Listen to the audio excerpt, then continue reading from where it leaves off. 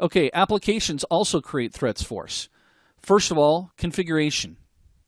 Many times we install software and we just take the defaults. In fact, I always laugh when people install a piece of software and they go next, next, next, next, next, next, next. And all of a sudden they're shocked and surprised that they have a new toolbar. That's a bad example, but you know what I'm trying to get across here is that sometimes we install software and without configuring it properly, we could actually expose ourselves to additional threats. Another great example of this would be, let's say you go down to your local technical store and you pick up your new Linksys router and you bring it home and you follow the instructions. It says plug it in, turn it on, push a magic button, and hey, does it work? Yeah, it works great. Yeah, so how secure is it? What's the password? Well, I'll tell you what the default password. Let's see, on a Linksys router, it's either admin as a username and admin as the password, or it's admin as the username, or blank password, or it's admin as the username and password as the password. You don't want to set up something and take default configurations. Also, we have buffer overflow issues. Now, with this screenshot, you're probably thinking, Dale, that's a blue screen of death. And you're right, it is. It could be caused by a buffer overflow. A buffer overflow occurs when you have a process or a program that's trying to store more data in the buffer than what it was intended to hold, and in which case it overflows into the next area of the buffer. Now, sometimes this can actually happen accidentally through programming errors. Buffer overflow, however, is becoming increasingly common in the types of attacks that we see on data integrity. In fact, back in 2000, there was a famous buffer overflow that affected both Microsoft Outlook and Outlook Express. And what happened is that there was a flaw in the programming that made it possible so that a hacker could compromise a system just by simply sending an email to the target.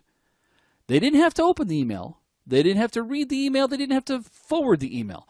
Because the program's message header mechanism had a defect, it made it possible for the senders to overflow the area of data, and then it allowed the attacker to execute whatever code they wanted to on the client's machine. Now, this whole process took place as soon as the recipient hooked into their mail server.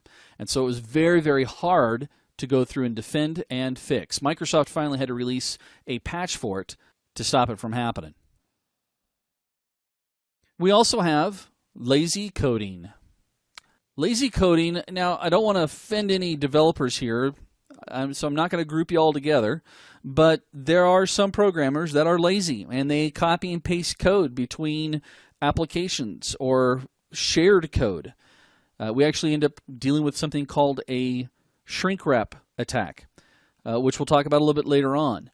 Any type of coding that's utilized in in-house development should be reviewed. If you purchase customized software for your industry, somebody should be reviewing that information to find out what's there.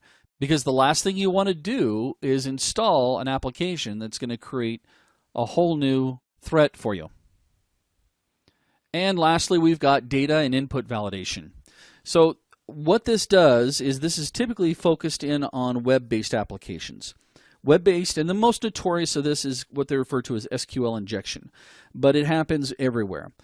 Developers go through, we create these web applications, they run beautifully. When we have these fields that people fill out information, it expects certain fields. Sometimes they don't even differentiate what type of information is supposed to be in there, whether it's alphanumeric or it's digits or what. And based off of that, if I don't validate the input or the data that gets thrown into these fields, an attacker can actually cause the software to have basically a hiccup and then allow me in through a vulnerability.